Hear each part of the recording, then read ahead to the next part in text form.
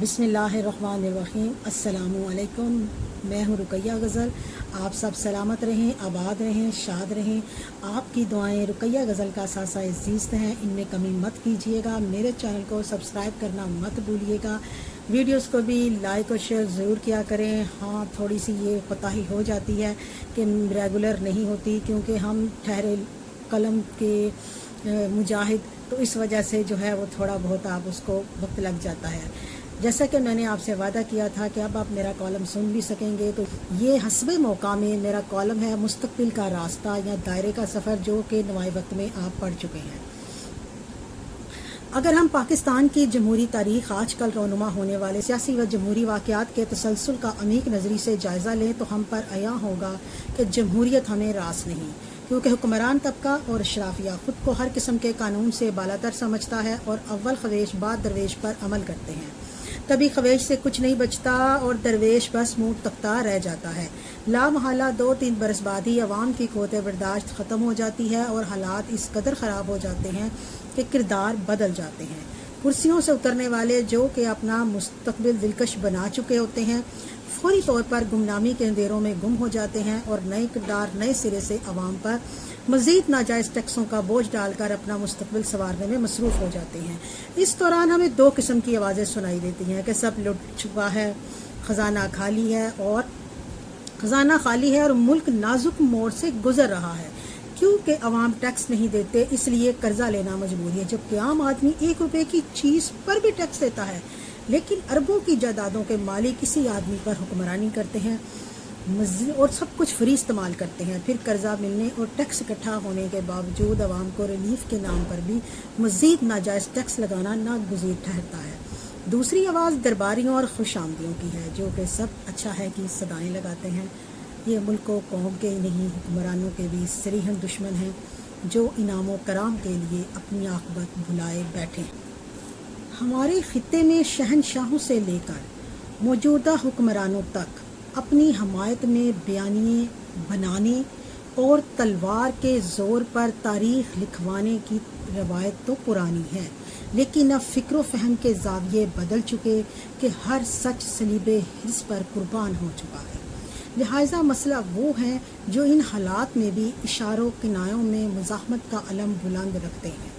यूँ तो ताकतवरों ने यही हल निकाला है कि मज़ाहमती सोच को सख्त कवानीन में जकड़ दिया जाए, ताकि वो बेफिक्री से मनमानियाँ व नदानियाँ करते रहें। ना रहे बाँस, ना बजे बाँसुरी। लेकिन जुल्म जब हद से बढ़ता है तो बगावत को जन्म देता है, जिसकी इब्तिदा अदम बर्दाश्त से होती है। और वतन अजीज़ के सियासी, मुआशी और समाजी हालात चीख चीख कर कह रहे हैं कि हम तबाही के दहाने पर खड़े हैं।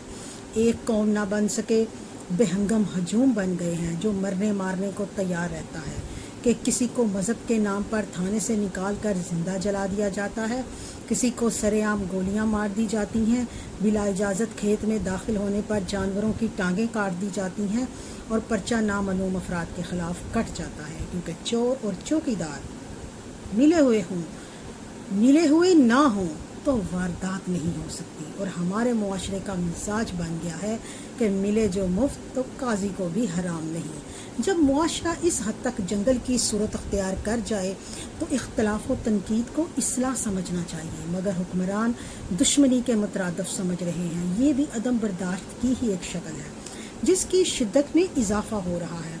हालांकि इख्तलाफ ऐसा आईना है जो आपको बदसूरती दिखाकर तारीख़ी हवालों से उसका हल भी बताता है, लेकिन अब आईने तोड़ दिए जाते हैं और वही देखा जाता है जो शाह को शाह के मसाहब दिखाते हैं, जैसा कि बजट की मद में हुआ है। यूँ लगता है किसी नाकबत अंदेश ने बजट बनाया है।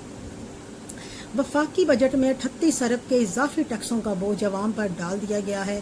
IMF को खुश करने के लिए सब्सिडी की मराद ख़त्म कर दी गई हैं और 450 अरब के टैक्स छूट का खात्मा कर दिया गया है, जिसके नतीजे में स्टील मसनूआत, गाड़ियाँ, कागज़, किताबें, कापियाँ, स्टेशनरी, न्यूज़ प्रिंट, मशरूबात, ड्राई फ्रूट, बच्चों का खुश्क दूध, चमड़े की मसनूआत, पोल्ट्री फीड, फल, सब्जियाँ, यानी सब कुछ महंगा हो गया है, जो कि पहले ही कुव्वत ख़रीद से बाहर है। हम आप सब जानते हैं इस बात को।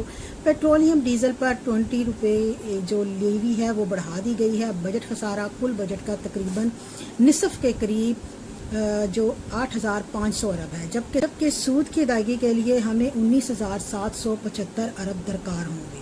اگرچہ سرکاری ملازمین کی تنخواہوں اور پینشن میں بالترتیب 25% تک اور 15% تک اضافہ کیا گیا ہے، لیکن دوسری جانب ٹیکس سلیب میں بھی اضافہ کر دیا گیا ہے۔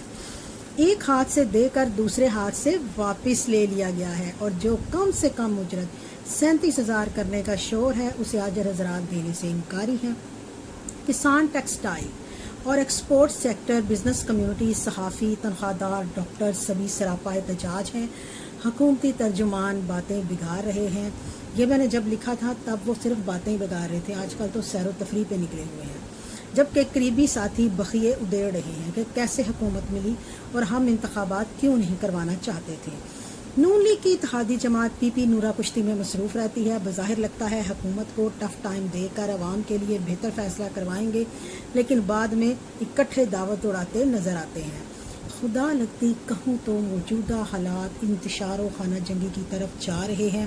آج عوام پوچھ رہے ہیں کہ یہ کیسی جمہوریت ہے جس میں جمہور کے لیے کچھ نہیں بلکہ اس کی رگوں سے ٹیکس نچوڑ کر مرات اور آسائش اشرافیہ کو دی جا رہی ہے۔ آئی ایم ایف کے مشکل فیصلوں کی زد میں عام آدمی ہی کیوں آ رہا ہے؟ حکمرانوں کے دلوں میں خوف الہی اور خوف آخرت کیوں نہیں ہے؟ یہ بے حسی کی انتہا ہے کہ عوام ناجائز ٹیکسوں کے بوجھ تلے دبے مسیحا کو پکار رہے ہیں، اور کمر توڑ کھربوں کے ٹیکس لگا کر کہا گیا ہے کہ مستقبل کا راستہ چن لیا ہے۔ یہ مستقبل کا راستہ نہیں بلکہ دائرے کا سفر ہے، اور دائرے کے سفر میں صرف سفر ہوتا ہے، منزل نہیں ہوتی، اور سفر شروع ہو گیا ہے۔